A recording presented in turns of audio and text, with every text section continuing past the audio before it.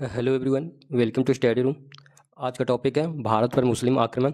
यह topic BPSC, Bihar SSC, CGL, inter level, BSO, BPSC, AEDO तथा अन्य प्रतियोगी परीक्षाओं के लिए बेहद ही इंपॉर्टेंट है, इसलिए वीडियो को अंत तक जरूर देखें। क्वेश्चन नंबर फर्स्ट, 8वीं शताब्दी के प्रारंभिक चरण में अरबों के सिंध आक्रमण के संदर्भ में चचनामा के अनुसार मोहम्मद बिन कासिम ने किस दाहिर के सामंत को पराजित कर नीरून और सहवान पर अधिकार किया था? एक का आंसर हो जाएगा ऑप्शन नंबर ए, बस्सी बसार। क्वेश्चन नंबर 2, मोहम्मद बिन कासिम को शॉर्ट में MBK भी लिखते हैं। मोहम्मद बिन कासिम द्वारा सिंध विजय के उपरांत निम्नलिखित में से किस कर को गैर मुसलमानों पर पहली बार जिजिया के रूप में विधिवत रूप से लागू किया था? तो 2 का आंसर हो जाएगा सी, सीर कर, जिजिया। क्वेश्चन नंबर 3,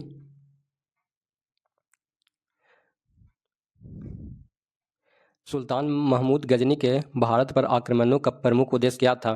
जैसा कि समकालीन इतिहासकार उतवी ने अपनी पुस्तक किताबुल यामनी में उल्लेख किया है। 3 का आंसर हो जाएगा बॉल, इस्लाम का प्रचार प्रसार तथा भारत की अपार धन संपदा को लूटना। ऑप्शन नंबर बॉल हो जाएगा answer. Question number 4, Mahmud Ghazni के 1025 ईस्वी के सोमनाथ मंदिर आक्रमण के समय गुजरात अनिलवाड़ा का शासक कौन था, जो आक्रमण के भय से कच्छ भाग गया था? तो 4 का आंसर हो जाएगा बॉल, भीमदेव प्रथम। क्वेश्चन नंबर 5, महमूद गजनी के साथ भारत आने वाले निम्नलिखित विद्वानों में से किसने किताबुल हिंद तहकीके हिंद की रचना की, जिसमें भारतीय समाज विज्ञान और दर्शन का सूक्ष्म विश्लेषण है? तो 5 का आंसर हो जाएगा ए, अलबरूनी। किताबुल हिंद पुस्तक के लेखक कौन है? तो अलबरूनी। क्वेश्चन नंबर 6, शहनामा के रचयिता महाकवि फिरदौसी मोहम्मद गजनी के दरबार से क्यों असंतुष्ट होकर चले गए थे? शहनामा के लेखक कौन है? तो फिरदौसी। वो मोहम्मद गजनी के दरबार से क्यों असंतुष्ट होकर चले गए थे? तो 6 का आंसर हो जाएगा ए, महमूद ने उन्हें वादे के मुताबिक स्वर्ण मुद्राएं देने से इनकार कर दिया था, इसलिए वो दरबार से असंतुष्ट होकर चले गए। क्वेश्चन नंबर 7, महमूद गजनी का भारत के विरुद्ध अंतिम सैनिक अभियान 1027 ईस्वी किसके विरुद्ध था, जिन्होंने सोमनाथ मंदिर से लौटते समय उसकी सेना को परेशान किया था? तो 7 का आंसर हो जाएगा ए, जाटों के विरुद्ध था महमूद गजनी का अंतिम सैनिक अभियान, जो सोमनाथ मंदिर से लौटते समय उनकी सेना को परेशान किया गया था। क्वेश्चन नंबर 8, महमूद गजनी के आक्रमण के समय भारत की राजनीतिक स्थिति के संबंध में निम्नलिखित में से कौन सा कथन सर्वाधिक उपयुक्त है? 8 का आंसर हो जाएगा बॉल, उत्तर भारत अनेक परस्पर विरोधी राजपूत राज्यों में विभाजित था, जिनमें एकता का अभाव था। ऑप्शन नंबर बी हो जाएगा आंसर। क्वेश्चन नंबर 9, निम्नलिखित में से किस इतिहासकार ने महमूद गजनी के भारत पर आक्रमणों को प्रत्येक वर्ष लगातार आक्रमण की नीति, प्रत्येक वर्ष एक आक्रमण के रूप में वर्णित किया है? तो 9 का आंसर हो जाएगा बॉल, sir Henry Elliot. Question number 10, Ghazni साम्राज्य के पतन के बाद गढ़वाल, चौहान और चंदेल राजवंशों के उदय के उत्तर पश्चिम सीमांत क्षेत्र में कौन सी शक्ति प्रमुख थी, जिसे महमूद गजनी और बाद में मोहम्मद गौरी दोनों ने सामना किया? तो 10 का आंसर ये हो जाएगा हिंदुशाही राजवंश, कल्लर वंश जिसे कहा जाता था। क्वेश्चन नंबर 11, हिंदुशाही राजा जयपाल ने महमूद गजनी के पिता सुबुक्तगीन और स्वयं महमूद गजनी से पराजित होने के बाद कौन सा चरम कदम उठाया था? तो 11 का आंसर हो जाएगा बॉल, अपने से तंग आकर चिता में जलकर आत्मदाह कर लिया था हिंदुशाही राजा जयपाल ने। क्वेश्चन नंबर 12, मोहम्मद गौरी, जिसे सिहाबुद्दीन मोहम्मद गौरी भी कहा जाता है, ने भारत में सर्वप्रथम किस वर्ष और किस मार्ग से आक्रमण किया था? तो 12 का आंसर हो जाएगा ए, 1175 ईस्वी में गोमल दर्रे से मुल्तान पर। क्वेश्चन नंबर 13, 1178 ईस्वी में पाटन गुजरात पर आक्रमण के समय मोहम्मद गौरी को किस चालुक्य सोलंकी शासक और उसकी योग नायिका माँ नायकी देवी के नेतृत्व में बुरी तरह पराजित होना पड़ा था? 13 का आंसर हो जाएगा ए, मूलराज द्वितीय, जिन्हें भीम द्वितीय भी कहा जाता है। क्वेश्चन नंबर 14, तराइन का प्रथम युद्ध 1191 में पृथ्वीराज चौहान ने मोहम्मद गौरी को पराजित किया था। इस युद्ध में पृथ्वीराज चौहान की सेना का प्रधान सेनापति कौन था? 14 का आंसर हो जाएगा ए, गोविंद राय। पृथ्वीराज चौहान की सेना का प्रधान सेनापति गोविंद राय था जो दिल्ली का तोमर और चौहान सामंत का था। तराइन का प्रथम युद्ध 1191 में हुआ था और तराइन का द्वितीय युद्ध कब हुआ था? तो 1192 में। और चंदावर का युद्ध कब हुआ था? तो 1194 में।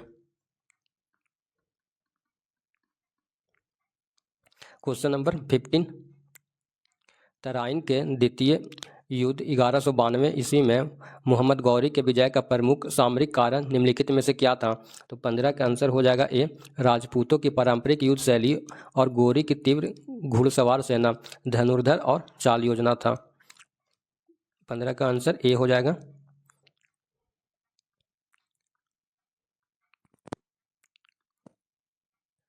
क्वेश्चन नंबर 16, मिनहाज उस सिराज के ग्रंथ तबकात नासिरी के अनुसार तराइन के द्वितीय युद्ध के बाद पृथ्वीराज चौहान के साथ क्या हुआ था? तो 16 का आंसर हो जाएगा बॉल। उन्हें गिरफ्तार कर लिया गया और कुछ समय बाद षड्यंत्र के आरोप में मार डाला गया। ऑप्शन बी हो जाएगा आंसर। क्वेश्चन नंबर 17, चंदावर का युद्ध 1194 में मोहम्मद गौरी और कन्नौज के किस गढ़वाल शासक के मध्य लड़ा गया था? तो 17 का आंसर हो जाएगा बॉल, जयचंद। चंदावर का युद्ध मोहम्मद गौरी और जयचंद के बीच हुआ था 1194 में। क्वेश्चन नंबर 18, मोहम्मद गौरी के किस तुर्क जनरल ने बंगाल और बिहार पर आक्रमण कर नालंदा और विक्रमशिला विश्वविद्यालय को तहस नहस कर दिया था? 18 का आंसर हो जाएगा बॉल, बख्तियार खिलजी। इख्तियारुद्दीन मोहम्मद बिन बख्तियार खिलजी। क्वेश्चन नंबर 19, बख्तियार खिलजी के बिहार और बंगाल अभियान के दौरान उस समय बंगाल का सेन वंशीय शासक कौन था जो महल छोड़कर भाग गया था? तो 19 का आंसर हो जाएगा बॉल, लक्ष्मण सेन। क्वेश्चन नंबर 20, 1206 ईस्वी में सिंधु के तट पर दमक में नवाज पढ़ते समय मोहम्मद गौरी की हत्या किसके द्वारा किया गया था? तो 20 का आंसर हो जाएगा ए, खोखर जनजाति के विद्रोहियों द्वारा। क्वेश्चन नंबर 21, सिंध विजय के बाद अरबों ने सिंध में प्रशासनिक व्यवस्था के संचालन के लिए स्थानीय जनता को क्या दर्जा दिया था? तो 21 का आंसर हो जाएगा ए, जिम्मी संरक्षित प्रजा। क्वेश्चन नंबर 22, महमूद गजनी ने अपने सिक्कों पर कौन सी दो भाषाओं का लेख उत्तीर्ण करवाए थे? तो 22 का आंसर हो जाएगा ए, अरबी और फारसी। क्वेश्चन नंबर 23, निम्नलिखित में से कौन सा विद्वान महमूद गजनी के साथ भारत नहीं आया था? तो 23 का आंसर हो जाएगा डी, अमीर खुसरो। कौन कौन आया था मोहम्मद गजनी के दरबार में? तलबरूनी, फिरदौसी और बैहाकी आया था, लेकिन अमीर खुसरो नहीं आया था। क्वेश्चन नंबर 24, महमूद गजनी के आक्रमणों के संदर्भ में इब्न उल असीर के विवरण के अनुसार गजनी की सेना में किस वर्ग के सैनिक भी बड़ी संख्या में शामिल थे? तो 24 का आंसर हो जाएगा ए, भारतीय हिंदू सैनिक, स्वयंसेवी और भाड़े के सैनिक। क्वेश्चन नंबर 25, गजनी साम्राज्य की स्थापना किसने की थी जिसका उत्तराधिकारी महमूद गजनी बना? तो 25 का आंसर हो जाएगा ए, अल्पतगीन। क्वेश्चन नंबर 26, सुबुक्तगीन ने किस हिंदू शाही राजा को पहली बार पराजित कर पेशवार और उसके आसपास के क्षेत्रों पर अधिकार किया था? तो 26 का आंसर हो जाएगा ए, जयपाल। क्वेश्चन नंबर 27, चंदेल राजा गंड ने किस प्रतिहार राजा की हत्या कर दी थी क्योंकि उसने महमूद गजनी के सामने बिना लड़े आत्मसमर्पण कर दिया था? तो 27 का आंसर हो जाएगा ए, राजपाल। क्वेश्चन नंबर 28, मोहम्मद गौरी के किस सेनापति ने बिहार और बंगाल विजय के बाद अपनी राजधानी लखनौती गौड़ को बनाया था? तो 28 का आंसर हो जाएगा ए, बख्तियार खिलजी। क्वेश्चन नंबर 29, तराइन के द्वितीय युद्ध के बाद मोहम्मद गौरी ने भारत में अपने जीते हुए प्रदेशों को प्रशासन किसे सौंपकर वापस गजनी प्रस्थान किया था? तो 29 का आंसर हो जाएगा ए, कुतुबुद्दीन ऐबक। कुतुबुद्दीन ऐबक को शॉर्ट में KBA लिखते हैं। क्वेश्चन नंबर 30, अलबरूनी ने अपनी कृति किताबुल हिंद में भारतीय समाज की किन विशेषताओं का विशेष रूप से उल्लेख किया है? तो 30 का आंसर हो जाएगा ए, जाति व्यवस्था, छुआछूत और भारतीयों का अपने विज्ञान व ज्ञान को गुप्त रखने का संकुचित स्वभाव। 30 का आंसर हो जाएगा ए। क्वेश्चन नंबर 31, चचनामा मूल रूप से किस भाषा में लिखा गया था जिसका फारसी में अनुवाद अली बिन अबू बकर कूफी ने किया था? तो 31 का आंसर हो जाएगा ए, चचनामा मूल रूप से अरबी भाषा में लिखा गया था। क्वेश्चन नंबर 32, मोहम्मद बिन कासिम के आक्रमण के समय सिंध का राजा दाहिर किस राजवंश से संबंधित था?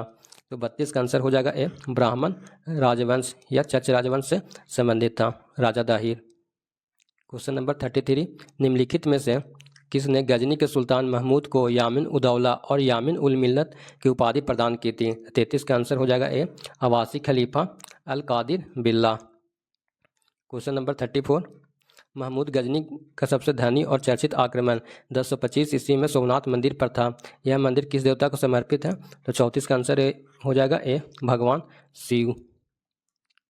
तराइन के ऐतिहासिक मैदान किस आधुनिक भारतीय राज्य में स्थित है? तो 35 का आंसर हो जाएगा ए, हरियाणा करनाल जिला में।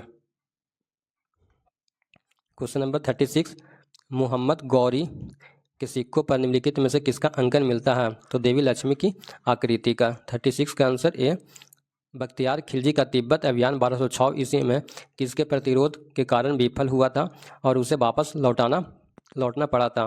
तो कामरूप असम के राजा पृथु और स्थानीय जनपदों के प्रतिरोध के कारण। 37 का आंसर ए। क्वेश्चन नंबर 38, निम्नलिखित में से किस इतिहासकार ने लिखा कि महमूद गजनी ने भारत पर जितने भी आक्रमण किए उनमें से किसी का भी उद्देश्य अस्थायी साम्राज्य विस्तार नहीं था? तो किसने कहा था? एल्फिंस्टीन ने। Option number A. Question number 39, Sindh पर अरब आक्रमण के समय इराक का शक्तिशाली गवर्नर कौन था जिसके आदेश पर मोहम्मद बिन कासिम ने सिंध पर आक्रमण किया था? 39 को हो जाएगा answer A, Hajjaj bin Yusuf. Question number 40, निम्नलिखित में से कौन सा शहर महमूद गजनी के संरक्षण में कला साहित्य और संस्कृति के महान केंद्र बन गया जिसे पूर्व का ग्रास कहा जाता है? तो 40 का आंसर हो जाएगा ए, गजनी। क्वेश्चन नंबर 41, हिंदू शाही राजा आनंद पाल ने महमूद गजनी के विरुद्ध एक शक्तिशाली संघ बनाया था जिसमें किस राज्य ने प्रमुख सहयोग दिया था? तो कन्नौज, उज्जैन, ग्वालियर एवं दिल्ली के शासक ने प्रमुख सहयोग दिया था। क्वेश्चन नंबर 42, मोहम्मद गौरी का वास्तविक और पूरा नाम क्या था? तो 42 का आंसर हो जाएगा ए, मुइजुद्दीन मोहम्मद बिन शाम। क्वेश्चन नंबर 43, पृथ्वीराज रासो के रचयिता चंद्रवरदाई के अनुसार तराइन के युद्ध के बाद पृथ्वीराज चौहान के साथ क्या हुआ था? तो वे गजनी ले जाया गया और जहां उन्होंने शब्दभेदी बाण से गौरी का वध किया था। 43 का आंसर ए, निम्नलिखित में से किस मध्यकालीन ग्रंथ में मोहम्मद गौरी के भारत विजय और उसके शासनकाल की घटनाओं का प्रमाणिक विवरण मिलता है? तो 44 का आंसर ए हो जाएगा, तबकात नासरी मिनहाज उस सिराज द्वारा। क्वेश्चन नंबर 45, बख्तियार खिलजी की मृत्यु 1206 ईस्वी में किस अधिकारी के द्वारा उसकी हत्या किए जाने के कारण हुई थी? तो 45 का आंसर ए हो जाएगा, अली मर्दान खिलजी।